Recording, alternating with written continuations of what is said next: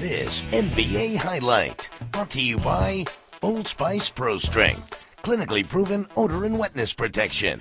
Phil Jackson's Lakers trying to make it 10 wins in a row. They're home to take on Miami. Derek Fisher creating the turnover. He's got Kobe to make it 16-4 Lakers. Kobe now. So much for the bad pinky. Lakers up by 14. More where that came from. Kobe forcing the turnover. Bringing it down himself. He had 21 points, and the Lakers are up by 12. Later in the quarter, Lakers in transition. Kobe over the head of Luke Walton to Lamar Odom. Oh, the Lakers with a great play. They're up 67-52. Jordan Farmar, a career high 24, and the Lakers roll 106-88. They've now won 10 in a row. Their first 10-game winning streak since 2004. Paul Gasol 13. Lakers are 11-1 since they got him.